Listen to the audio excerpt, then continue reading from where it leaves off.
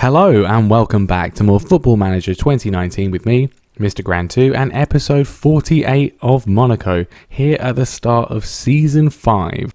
Yes, it's that time again. It's the Trophy to Champions. We're going back to China this year apparently as well. It's a breezy 23 degrees.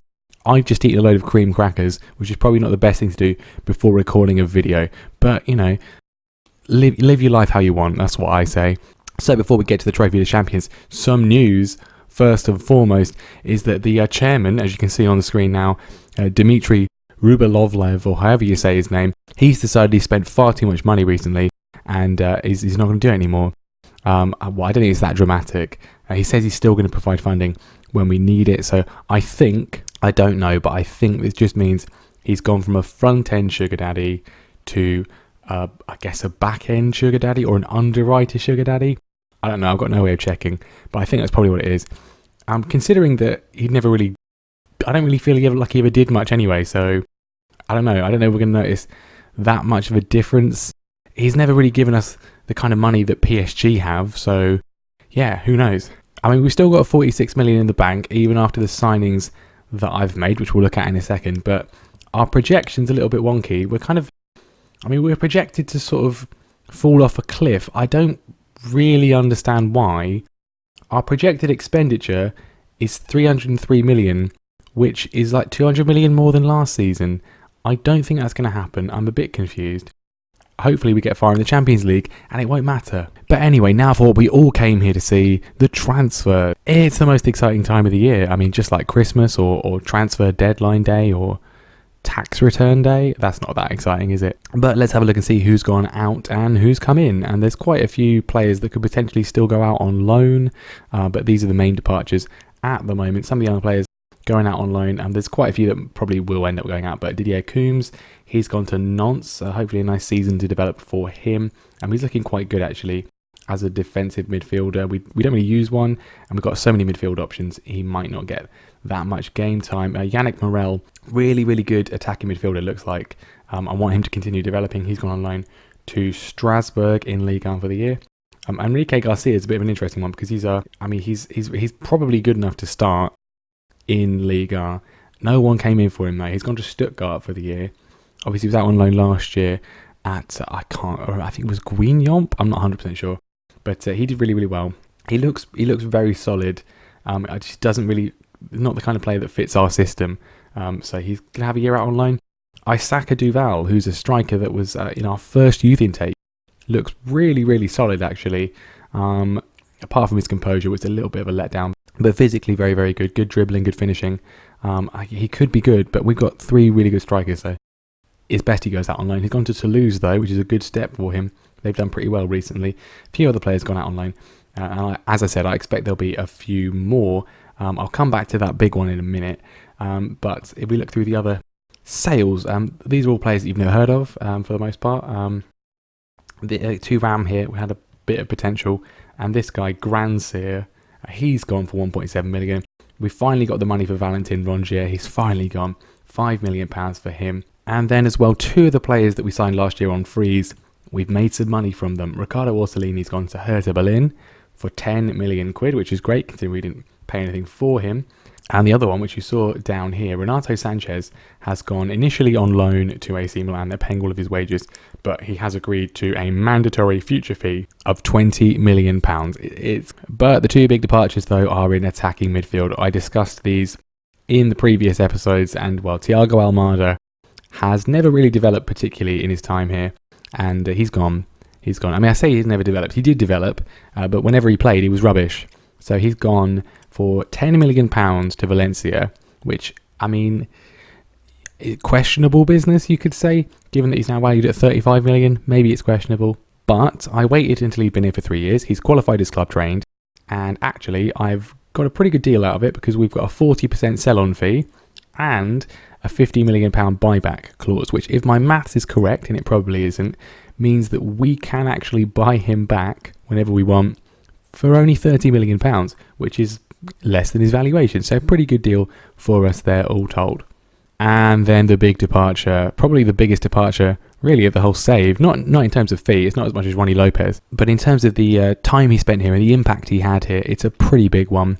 Alexander Golovin, one of our original players here at the start of the save, has departed us and gone to Manchester United for 50 million quid, which I think is pretty good considering he was never really that great. Very, very much a mercurial talent, the definition of that one. A lot like Kimi Räikkönen, Ronnie O'Sullivan, people like that. Undoubtedly very, very talented. On his day, he was amazing, but he just didn't have very many days. Yes, he did pick up towards the end of last season, and yes, last season was definitely his best in a Monaco shirt. And with the signings we made, I think we definitely made a big improvement on him. And let's just have a quick look at his stats and see if he's as bad as I'm saying he was. I mean, 4 years he's been here. 10 goals in all competitions then, 5 then, 4 then, 9 then. So these 2 middle years in particular, very, very poor returns from him. Last year was an improvement, yes. And obviously he did have a pretty big injury, which it took him a long time to recover from. And then this season he did have that wonderful game against Liverpool where he scored, I think it was a hat-trick. It might have been 4 goals actually. But otherwise he kind of never really lived up to his potential. And I think to get £50 million from him is pretty good. He scored on his debut for Manchester United. That's nice to see. But good luck to him. He's been a fantastic part of the save. We will miss him, but I think we've improved.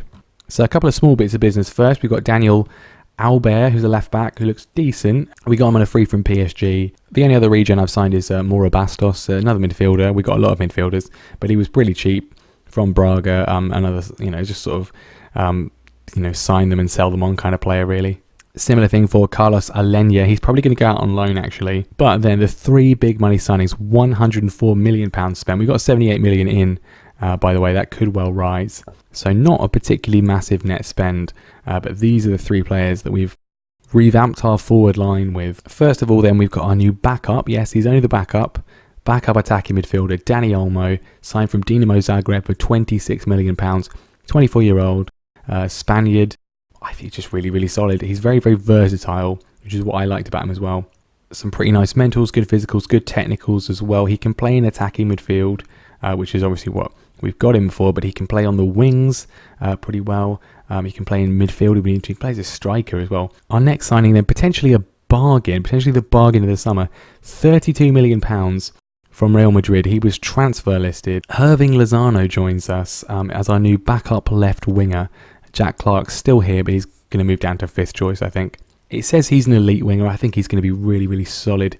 Definitely an improvement on Clark, and one of the best players we could get for the money that we paid. He's only here on a rotation contract. That's what he wanted. I think he's going to do a really good job for us on that left-hand side if Balde is not performing. And then our most expensive signing at £45.5 million from Lyon, our new starting attacking midfielder, is Hossein Aouar, 24 years old, Frenchman, could be playing quite a big role in the national team. I just think he's really, really good. Good off the ball, good passing, really good passing. Amazing vision at 19. First touch and dribbling of 16 as well is what you really like to see. Good decision making and good composure. That's what Golovin was kind of lacking in a lot of ways. So he's going to be putting some good balls in. So some expensive additions, but I think worthwhile.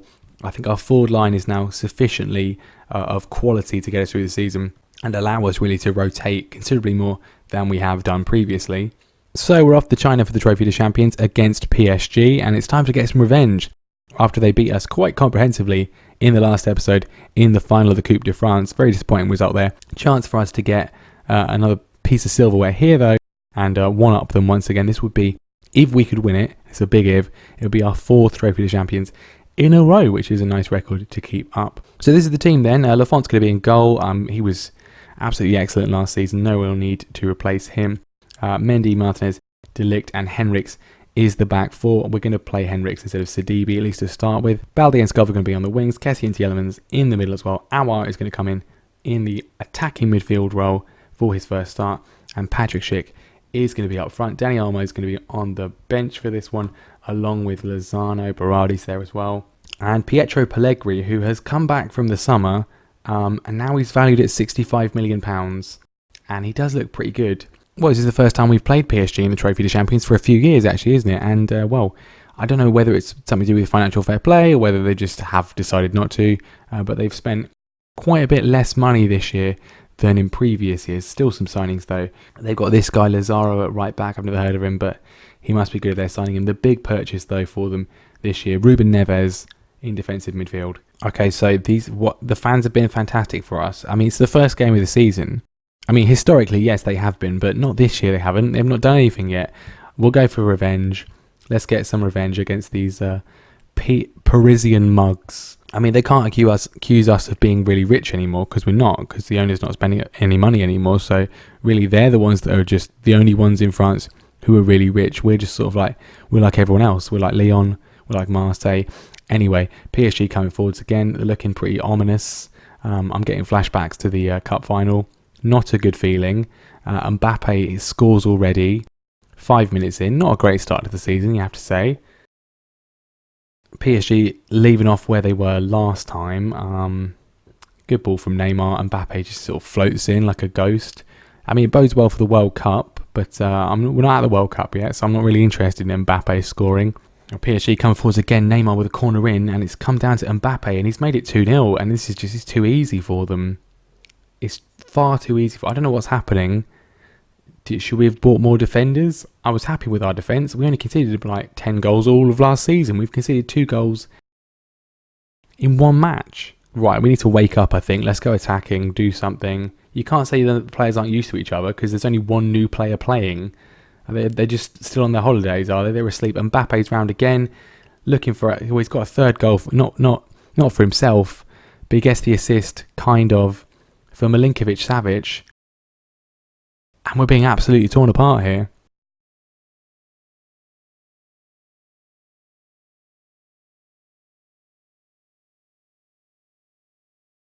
Well, I like it better when we're winning. We're being absolutely annihilated here. Benjamin Henrichs has been given the nod. He's coming off right now, actually. Not even going through to half time. There's no point. He was on a 6.4 already. Very frustrated, apparently. I'm very frustrated with your performance. So DB gets the interception, and he should have been starting the game. I've changed my mind already. Henrichs is not starting the game. It's as simple as that. But then I say that, PSG coming forwards once more. Lazaro's got the ball now, puts it in. And Diego Jota clearly should be starting for PSG, because he's scored, and it's 4-0 inside half an hour. What is even happening? I mean, it's a good finish, to be fair. There were months of last season where we didn't even concede 4 goals. We've shipped 4 goals in one match. What on earth is everyone doing? Well, not a single one of them is performing well. It's not even Lafont's doing well. All of them are playing absolutely terribly. Well, it's half time, and that was absolutely dreadful. Well, we got a free kick, which Skov's going to take. This would be nice if this goes in. He just hits the wall, which is not what he'd normally do.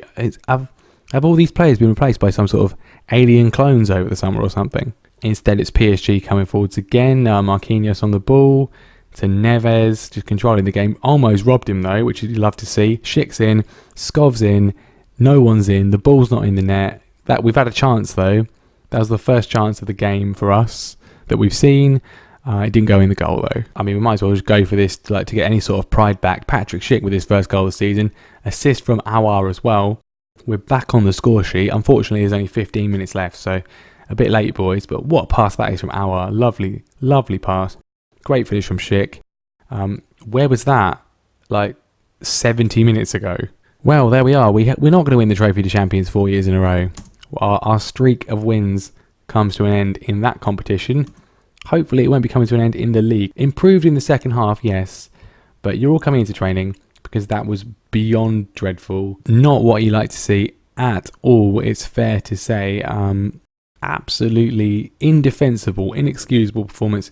Although a good impact, I think, from Aouar and Olmo, but otherwise not a great start. And I think people have been maybe a little bit asleep during pre-season. I don't know. We played well in pre-season. Things were going pretty well.